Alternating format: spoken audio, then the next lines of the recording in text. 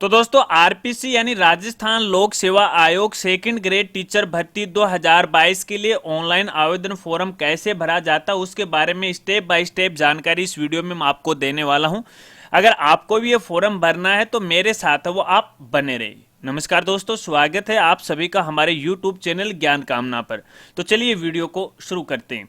तो दोस्तों जैसा कि आप सभी को पता है कि आरपीसी के द्वारा सेकंड ग्रेड टीचर 2022 के लिए ऑनलाइन आवेदन फॉर्म है वो आज से यानी 11 अप्रैल से शुरू कर दिए हैं, जो कि लगभग एक महीने वो भरे जाएंगे। और ये जो ऑनलाइन आवेदन फॉर्म है आपको अपने खुद की एसएसओ आईडी से वो भरना पड़ेगा। यदि आपने अभी तक एसएसओ आईडी नहीं बनाई और आपको ये नहीं पता है कि एसएसओ आईडी कैसे बनाई जाती है तो इसके लिए भी हमने एक अलग से वीडियो बना रखा है, लिंक आपको वीडियो के डिस्क्रिप्शन में आपको मिल जाएगा। तो दोस्तों फॉर्म भरने के लिए सबसे पहले तो आपको अपनी एसएसओ आईडी के अंदर लॉगिन हो जाना है। यहाँ पे अपनी एसएसओ आईडी डालनी है, पासवर्ड डालना है, ये नंबर है इस बॉक्स में आपको डाल देना है। फिर आपको यहाँ पे लॉगिन पे क्लिक करना है और लॉगिन पे क्लिक करने के बाद इस तरह का इंटरफेस है आपको दिखाई देगा। यदि आपने एसएसओ आईडी में पहले किसी एप्लीकेशन पे काम किया, अगर पहले किसी एप्लीकेशन पे आपने काम नहीं किया है तो इस तरह का इंटरफेस है आपको यहाँ पे दिखाई देगा। अब दोस्तों यहाँ पे देखिए बहुत सारी एप्लीकेशन आपको यहाँ पे नजर आएंगे, लेकिन आपको एक एप्लीकेशन पे क्लिक करना है जिसका नाम है रिक्रूटमेंट पोर्टल। हालांकि देखिए मेरे केस में ये सबसे टॉप पर आपको यहाँ पे नजर आ रही है, लेकिन आपके केस में ये सबसे टॉप पर नजर नहीं आएगी। हो सकता है अगर आपने पहले एसएसओ आईडी में काम नहीं किया है तो फिर आपको थोड़ा सा नीचे आना है और अल्फाबेट के हिसाब से यानी एबीसीडी के हिसाब से आपको आर के ऊपर ये रिक्रूटमेंट पोर्टल है वो मिल जाएगा। इस लिंक पे या इस ऐप के ऊपर आपको यहाँ पे क्लिक करना है। तो इससे देखिए रिक्रूटमेंट पोर्टल है वो ओपन हो जाएगा। पोर्टल ओपन होने के बाद इस तरह का इंटरफेस है आपको यहाँ पे दिखाई देगा, जहां पे देखिए आपको 3 सेक्शन वो नजर आएंगे। पहला है माई एप्लीकेशन, दूसरा है नोटिफिकेशन और तीसरा देखिए ऑनगोइंग रिक्रूटमेंट। तो आपको देखिए सबसे पहले फॉर्म भरने के लिए जो ऑनगोइंग रिक्रूटमेंट है यहाँ पे आपको आना है और सबसे लास्ट के अंदर देखिए आपको यहाँ पे ऑप्शन है वो मिल जाता है या लिंक आपको मिल जाएगा सेकंड या senior teacher grade second exam 2022 RPC और अप्लाई नाउ का ऑप्शन आपको यहाँ पे नजर आ रहा है। दोस्तों फॉर्म भरने से पहले एक जानकारी आपको यहाँ पे देना चाहूंगा। देखिए यहाँ पे आपको 3 सेक्शन नजर आ रहे हैं। सबसे पहले तो आपको अप्लाई नाउ पे क्लिक करने के बाद जब आप फॉर्म भरोगे, आगे मैं आपको बताऊंगा किस तरह से फॉर्म भरा जाता है। मान लीजिए बीच में फॉर्म किसी टेक्निकल इश्यू होने के कारण आप फॉर्म कंप्लीट नहीं भर पाए या फिर फाइनल सबमिट नहीं भर पाए, तो देखिए यहाँ पे ये माई जो एप्लीकेशन है यहाँ पर वो फॉर्म आधा भरा हुआ फॉर्म का लिंक आपको यहाँ पे मिल जाएगा। फिर आपको दोबारा यहीं से अप्लाई करना जब तक आप इसे फाइनल सबमिट नहीं करते। चलिए फॉर्म भरना शुरू करते हैं। अप्लाई नाउ पे आपको यहाँ पे क्लिक करना है और जैसे आप अप्लाई पे क्लिक करोगे तो यहाँ पे सबसे पहले देखिए आपको पोस्ट के बारे में पूछा जाएगा, यानी आप सेकंड ग्रेड टीचर भर्ती के लिए कौन से सब्जेक्ट से है आप फॉर्म भरना चाह रहे हैं। तो जो भी आपके ऊपर सब्जेक्ट लागू होता है उसी पे आपको यहाँ पे क्लिक करना है। साइंस है, उर्दू है, मैथ है, सोशल साइंस, इंग्लिश, पंजाबी, जो भी है। मैं यहाँ पे सोशल साइंस के लिए अप्लाई कर रहा हूँ। देखिए सभी फॉर्म में जो प्रोसेस है वो सेम की सेम है, केवल चेंज यहाँ पे सब्जेक्ट का है, बाकी कोई चेंजमेंट यहाँ पे नहीं है। तो मैं सोशल साइंस पे क्लिक करता हूँ और सोशल साइंस पे क्लिक करने के बाद देखिए दोस्तों यहाँ पे आपको 2-3 स्टेप है वो नजर आएंगे, जहां पे देखिए सबसे पहले बेसिक डिटेल आ रही है, पर्सनल डिटेल आ रही है, क्वालिफिकेशन आ रही है और आइडेंटिफिकेशन यहाँ पे आ रही है। सभी स्टेप को आपको कंप्लीट करना है। जो जो स्टेप कंप्लीट हो जाएगी उसका कलर है यहाँ से वो चेंज हो जाएगा। अब देखिए दोस्तों यहाँ पे देखिए इस तरह से फॉर्म है आपको सबसे पहले तो नजर आएगा, ठीक है। बेसिक डिटेल के अंदर आपका जो डाटा है या तो अपनी एसएसओ आईडी से आपको उठा लेगा। अगर एसएसओ आईडी से आपका डाटा नहीं उठाया और आपने आरपीसी के ओटीआर का रजिस्ट्रेशन कर रखा है, यानी वन टाइम रजिस्ट्रेशन यदि आपने कर रखा है तो ओटीआर से आपका डाटा वो ऑटोमेटिक उठा लेगा। यदि आपने अभी तक आरपीसी का ओटीआर या वन टाइम रजिस्ट्रेशन नहीं किया है तो पहले वो आप कर लीजिएगा, क्योंकि आपके लिए बहुत ही फायदेमंद है भविष्य के लिए। अगर आपको ये नहीं पता है कि ओटीआर का रजिस्ट्रेशन कैसे किया जाता है तो इसके लिए आप यूट्यूब पे जाके सर्च कर सकते हैं आरपीसी ओटीआर राजगुरु जी ज्ञान कामना। देखिए हमारे 2 चैनल हैं, पहले चैनल का नाम है राजगुरु जी और दूसरे का नाम है ज्ञान कामना। तो देखिए पहले वाले चैनल यानी राजगुरु जी पे तो हमने ओटीआर के बारे में बेसिक जानकारी दे रखी है, उसके नियम और शर्तों के बारे में हमने जानकारी दे रखी है। और दूसरा हमारा ये जो चैनल है ज्ञान कामना, यहाँ पर ऑनलाइन आवेदन फॉर्म के बारे में बताया गया है कि ओटीआर का रजिस्ट्रेशन कैसे किया जाता है, तो आप कर लीजिएगा, आपके लिए बहुत अच्छी चीज है। चलिए इसके बाद दोस्तों यहाँ पे देखिए इस फोरम के अंदर बेसिक जानकारियां ऑटोमेटिक आ जाएंगी, आपको बार बार फिल करने की कोई भी आवश्यकता नहीं होगी। फिर भी अगर यहाँ पे देखिए कुछ चेंजमेंट अगर आपको यहाँ पे करना है, देखिए मान लीजिए आपने ओटीआर पे रजिस्ट्रेशन किया और यहाँ पे देखिए आपके नाम में और पिता के नाम में आपकी डीओबी में कोई भी चेंजमेंट नहीं हो रहा है, तो इसके लिए तो आरपीसी से ही कॉन्टेक्ट करना पड़ेगा, लेकिन आपको फॉर्म भरना है, आपको दिक्कत नहीं आने वाली है, नो टेंशन में आपको रहना है। इसके बाद दोस्तों यहाँ पे देखिए आपको अपनी जो कैटेगरी है उसको आपको यहाँ पे सिलेक्ट कर लेनी है, जनरल है या जो भी है आप पे जो लागू रहता है। ऊपर देखिए बेसिक जी जानकारी है जिसमें आपके माता का नाम आपको भरना, आपकी डीओबी आ रही है, आपकी एज है वो ऑटोमेटिक यहाँ पे काउंट है वो हो जाएगी, ठीक है। चलिए इसके बाद दोस्तों यदि मान लीजिए आप आर्थिक रूप से कमजोर वर्ग से, यानी आपके पास ईडब्ल्यूएस का सर्टिफिकेट है और आपके जन आधार कार्ड में और आपने ओटीआर को रजिस्ट्रेशन किया है, तो ही ये जो ऑप्शन है आपके लिए अलाउ होगा, वरना ये ऑप्शन अलाउ नहीं होगा। मेरे केस के अंदर यहाँ पे देखिए नो कर रखा है क्योंकि ओटीआर के अंदर यहाँ पे नो आ रखा है, ठीक है। चलिए इसके बाद दोस्तों मान लीजिए आप में कोई शारीरिक दोष है, कोई विकलांगता का दोष है, तो यहां से आप इसे सिलेक्ट है वो कर सकते हो अपनी आवश्यकता के अनुसार। यदि आपने ओटीआर में पहले से इसको नोट एप्लीकेबल कर रखा है तो ऑटोमेटिक है वो आ जाएगा। इसके अलावा यदि आप पे ये लागू नहीं है तो उसे आप खाली है वो भी छोड़ सकते हो। चलिए इसके बाद दोस्तों यहाँ पे देखिए यदि आप मैरिड हो तो मैरिड आप सिलेक्ट कर लीजिएगा। इसके बाद यहाँ पे आपके जीवित बालक बालिकाओं की संख्या आपको यहाँ पे देनी है और इसके बाद आपका मोबाइल नंबर ये ऑटोमेटिक आ जाएगा। आपकी एसएसओ आईडी के माध्यम से आपकी जो जीमेल आईडी वो भी ऑटोमेटिक आ जाएगी, आपकी आधार आईडी है वो भी ऑटोमेटिक है वो आ जाएगी। अगर ये खाली है आपके केस में, यहाँ पे कुछ भी नजर नहीं आ रहा है, तो फिर आपको यहाँ पे मैनुअल वो फिल करना पड़ेगा। चलिए इसके बाद दोस्तों यहाँ पे जन आधार आईडी है ऑटोमेटिक आ जाएगी, अगर नहीं है तो आप यहाँ पे फिल कर दीजिएगा अपने हिसाब से। चलिए इसके बाद दोस्तों यहाँ पे देखिए अगर आप राजस्थान के अनुसूचित क्षेत्र से संबंधित हैं तो आपको यस करना, वरना आपको नो करना। चलिए इसके बाद दोस्तों यहाँ पे देखिए आपका जो पत्राचार का पता है वो आपको यहाँ पे फिल करना है, ठीक है। जो भी आपका एड्रेस है वो पूरा आपको सही सही आपको फिल करना है। अगर आपने पहले से ही ओटीआर के अंदर अपना एड्रेस फिल कर रखा है तो आपको यहाँ पे दोबारा फिल करने की कोई आवश्यकता नहीं है, और वैसे अगर आप एडिट करना चाहो तो आप कर भी सकते हो। ये स्टेप कंप्लीट करने के बाद आपको दोस्तों यहाँ नेक्स्ट पे क्लिक करना है और आपको यहाँ पे येस पे क्लिक कर देना है। ये पूछ रहा है कि आपका जो मोबाइल नंबर है, आपकी जो मेल आईडी है वो करेक्ट है क्या। अगर वो सही है तो आपको येस करना है, तो ये जो स्टेप है दोस्तों कंप्लीट हो जाएगी।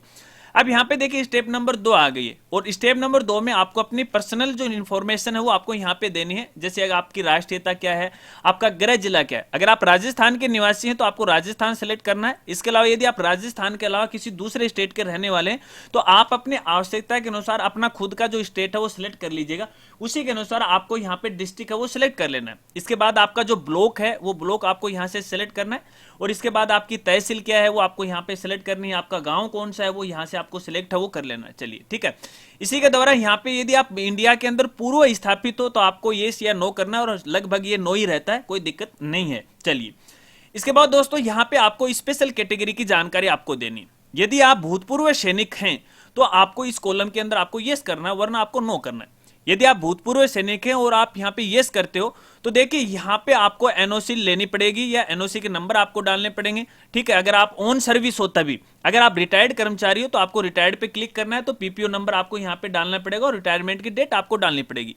यदि आप एनओसी आपको सेलेक्ट करते हैं तो ये आपको एनओसी लेटर आपको डालना पड़ेगा, डेट है वो आपको डालना पड़ेगा। मेरे केस के अंदर मैं यहाँ पे नो कर रहा हूँ क्योंकि ये लागू नहीं है। इसके बाद यदि आप उत्कृष्ट खिलाड़ी हो तो आपको येस करना है, वरना आपको नो करना है। अगर आप यहाँ पे येस करोगे तो संबंधित आपने कौन से लेवल का जो गेम है वो खेला है वो आपको यहाँ से सिलेक्ट कर लेना है। अगर नेशनल का खेला इसे सिलेक्ट कर लीजिएगा और फिर उसकी इन्फॉर्मेशन है दोस्तों आपको यहाँ पे डालनी पड़ेगी, ठीक है। नेशनल पे क्या क्या आपने खेला इस तरह से, ठीक है। जो भी आप पे लागू होता है वो फिल कर लीजिएगा। मेरे केस के अंदर मैं इसे नो कर रहा हूँ। चलिए इसके बाद यदि आप एनसीसी कैंडिडेट हैं, प्रशिक्षक हैं, तो आपको येस करना वरना नो करना है। मेरे केस के अंदर मैं यहाँ पे नो कर रहा हूँ। फिर आपको अगर येस करते हो तो आपको यहाँ पे डेट है वो फिल करनी पड़ेगी।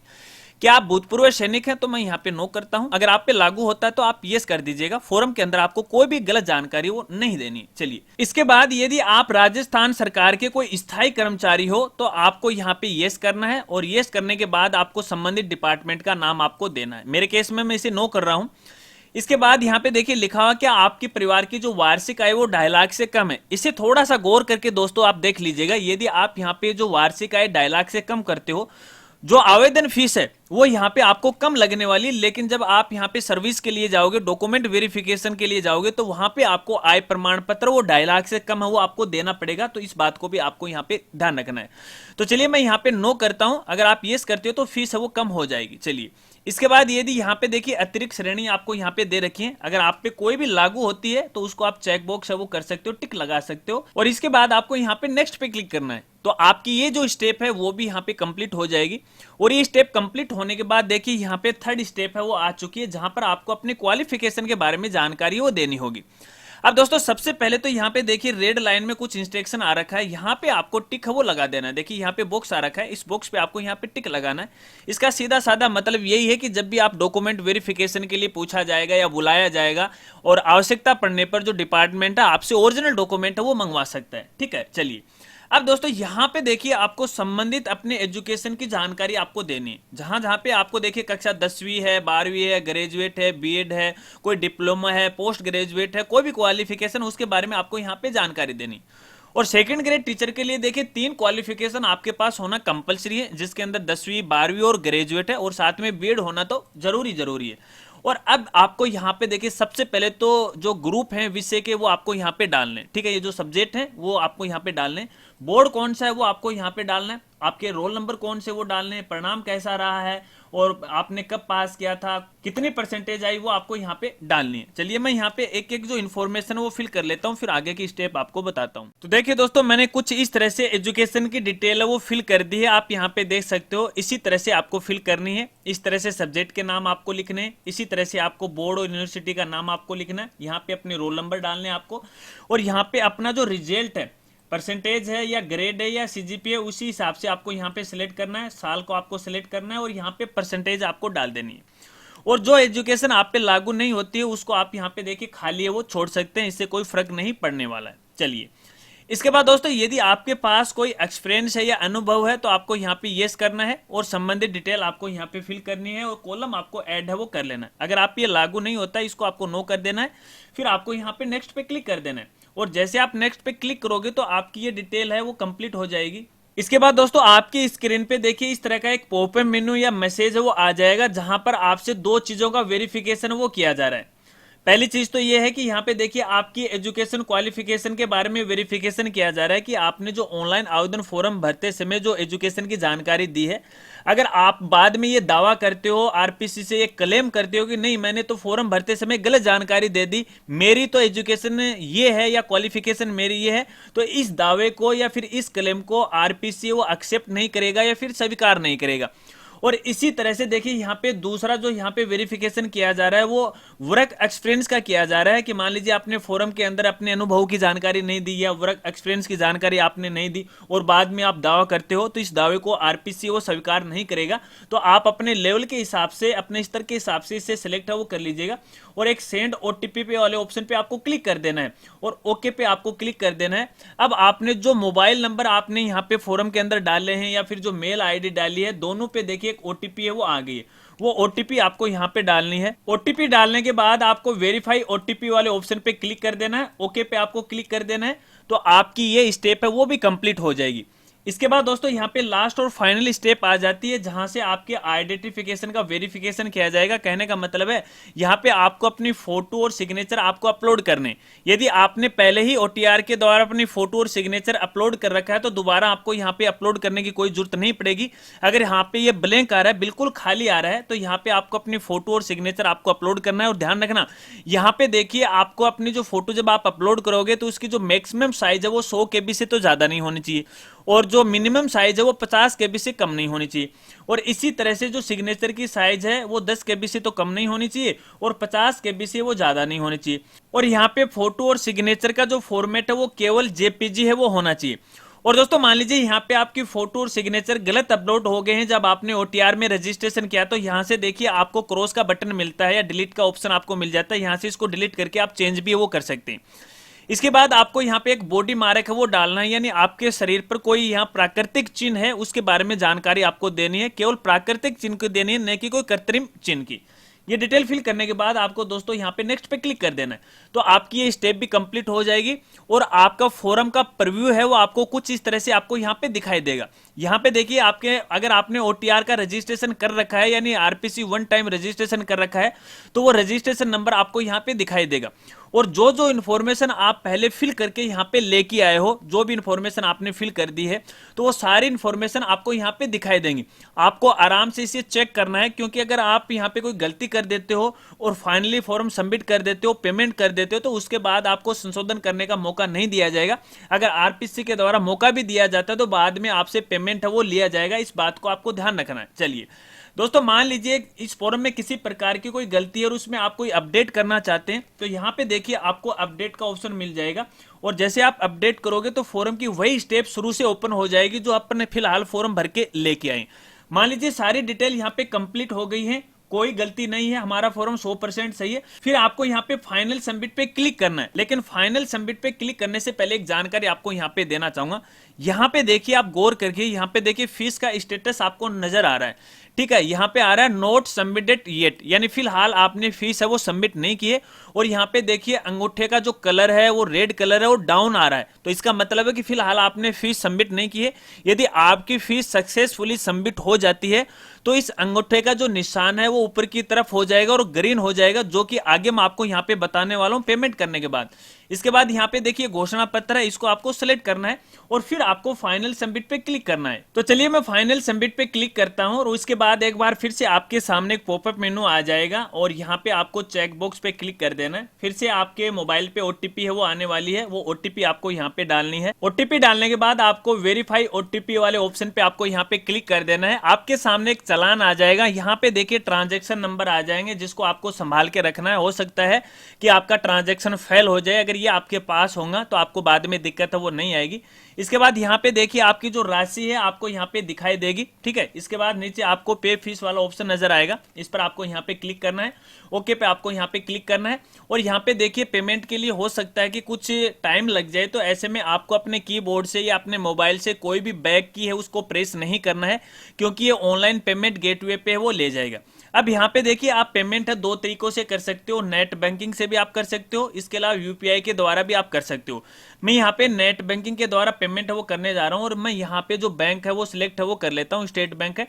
पे वाल नाउ पे आपको फिर से आपको यहाँ पे क्लिक करना है और क्लिक करने के बाद यहाँ पे देखिए लॉगिन पेज है वो इस तरह से ओपन हो जाएगा, जहां पे आपको अपनी बैंक की जो आईडी है वो आपको डाल देनी है। चलिए मैं यहाँ पे डिटेल है वो फिल करता हूँ। अपने डिटेल फिल करने के बाद आपको लॉगिन पे यहाँ पे क्लिक कर देना है और लॉगिन पे क्लिक करने के बाद यहाँ पे देखिए आपके बैंक अकाउंट से जितने भी पैसे यहाँ पे कटने वाले हैं उसकी राशि आपको यहाँ पे दिखाई देगा। यहाँ पे देखिए कुछ बैंक का चार्ज है वो भी यहाँ पे लगने वाला है।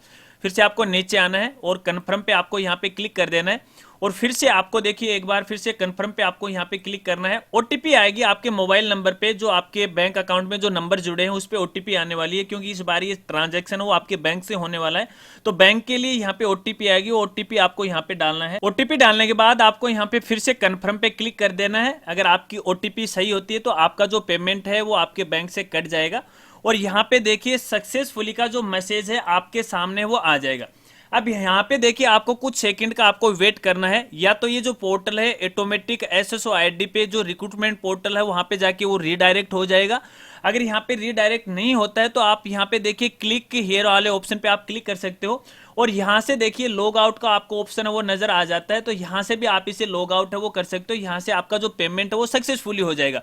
तो देखिए आपका पेमेंट है वो तो सक्सेसफुली हो गया। अब आप अपनी बैंक आईडी से तो देखिए लॉग आउट हो चुके हो, लेकिन फिलहाल देखिए आप अपने एसएसओ आईडी में लॉगिन नहीं हुए हो, तो फिर से आपको अपने एसएसओ आईडी के अंदर यहाँ पे लॉगिन करना है। तो देखिए एसएसओ आईडी में फिर से लॉगिन हो गए। फिर से आपको जो रिक्रूटमेंट पोर्टल है इस लिंक पे आपको यहाँ पे क्लिक करना है और इसके बाद देखिए दोस्तों डैशबोर्ड है फिर से ओपन हो जाएगा। अब देखिए दोस्तों आप यहाँ पे एक चीज को देखिएगा, यहाँ पे देखिए आपकी सेकंड ग्रेड टीचर का आपने फॉर्म भरा उसका लिंक आपको यहाँ पे वो मिल जाएगा।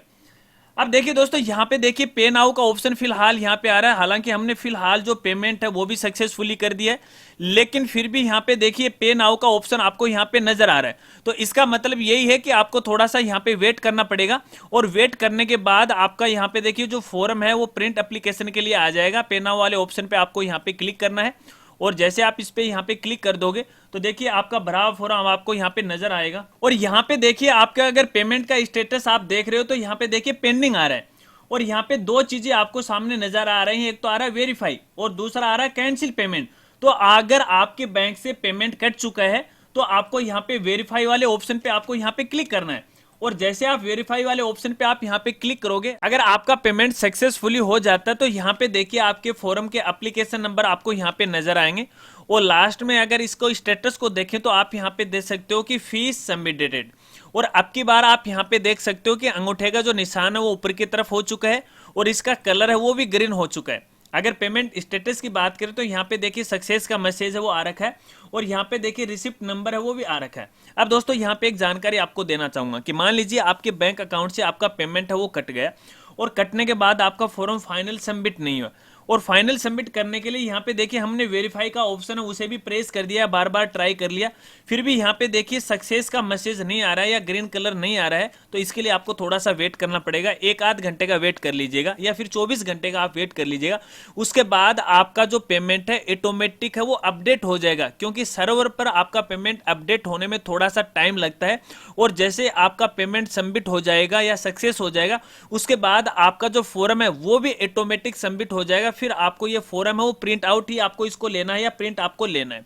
मान लीजिए आपका पेमेंट है वो सक्सेसफुली हो गया, सक्सेसफुली होने के बाद यहाँ पे देखिए एक ऑप्शन आपको यहाँ पे नजर आएगा व्यू रिसिप्ट का, यहां से आपको क्लिक करके आपके पेमेंट की जो रिसिप्ट है वो आपको पीडीएफ फाइल के अंदर आपको सेव कर लेनी है, अपने पास उसे सुरक्षित रख लेना है। हो सकता है कि भविष्य में आपसे पेमेंट रिसिप्ट है वो मांग ली जाए, तो ऐसे में आपको सुरक्षित रखना है। यहाँ पे देखिए प्रिंट का ऑप्शन आपको यहाँ पे नजर आ जाता है, इस पर आपको यहाँ पे क्लिक करना है और पीडीएफ फाइल इसकी सेव कर लेना। चलिए यहाँ से तो हमने पेमेंट रिसिप्ट है वो यहाँ पे देखिए प्रिंट कर ली, फिर से आपको होम पेज पे जाना है, और यहाँ पे देखिए अब की बार देख सकते हैं आप, यहाँ पे देखिए सीनियर टीचर ग्रेड सेकंड यहाँ पे एग्जाम 2022 आ रहा है। जब आपका पेमेंट सक्सेसफुली हो जाता है, फॉर्म आपने फाइनली सबमिट आप कर देते हो, और यहाँ पे देखिए लास्ट में यहाँ पे व्यू एप्लीकेशन का ऑप्शन आपको नजर आएगा। हालांकि पहले देखिए पे नाउ का ऑप्शन है वो नजर आ रहा था, लेकिन अब की बार यहाँ पे व्यू एप्लीकेशन का नाम है वो आपको यहाँ पे नजर आ रहा है, तो इसका मतलब ये है कि आपका पेमेंट सक्सेसफुली हो गया। अब आप यहाँ से अपना जो एप्लीकेशन फॉर्म है वो प्रिंट कर सकते हैं या अपने पास है उसे सेव कर सकते हैं।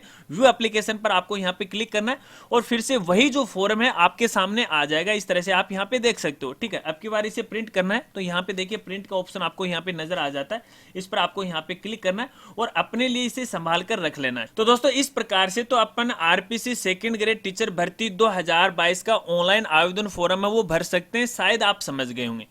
यदि ऑनलाइन आवेदन फॉर्म भरते समय आपको किसी प्रकार की कोई दिक्कत आ रही है, कोई समस्या आ रही है, तो आप वीडियो के नीचे कमेंट कर सकते हैं, मैं आपकी पूरी हेल्प करने की कोशिश करूंगा। या फिर आप मुझे इंस्टाग्राम पे फॉलो करके वहां पर भी आप समस्या से मुझे अवगत करा सकते हैं, मैं आपकी पूरी हेल्प करने की कोशिश करूंगा।